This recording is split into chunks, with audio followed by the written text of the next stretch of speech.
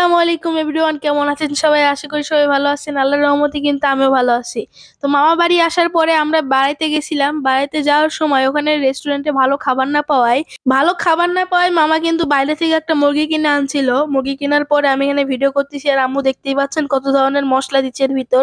তো এখানে 2টা ডিমও দিয়ে দিবে, ডিম দেওয়ার পর ভালো করে মাখায় নিবে।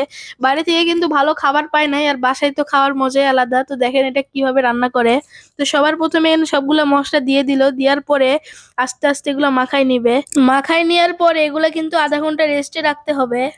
অপরদিকে চিকেন ফ্রাইয়ের সাথে খাওয়ার জন্য এখানে দেখতেই পাচ্ছেন রাইস রান্না করতেছে। সবার প্রথমে এর ভিতর কিছু পেঁয়াজ এবং মরিচ দিয়ে দিল, দিয়ে কিন্তু এটা ভালো করে নেড়ে নিচ্ছে। তারপর এর ভিতর কিছু গাজর দিয়ে দিল আর দিয়ে দিল কিছু ক্যাপসিকাম। সবকিছু দেওয়ার পর একটু ভালো করে নেড়ে নিতে হবে। একটু পরে এটা কিন্তু বাদামি রং চলে আসবে, তখনই 2টা ডিম দিয়ে দিতে হবে।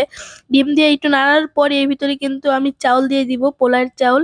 তারপর এর ভিতরে একটু টেস্টি সল্টও দিয়ে দিব। দিয়ে দেওয়ার পরে ভিতর পানি দিয়ে একটু নাড়ে রেখে দিব।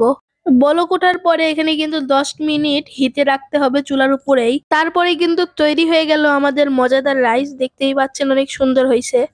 একটু পর চুলায় ফ্রাই প্যান বসিয়ে দিয়ে ওর ভিতরে একটু সয়াবিন তেল দিয়ে দিব, আর আমার যে চিকেন ফ্রাই গুলো ছিল ওগুলো কিন্তু ভাজে নিব সুন্দর করে।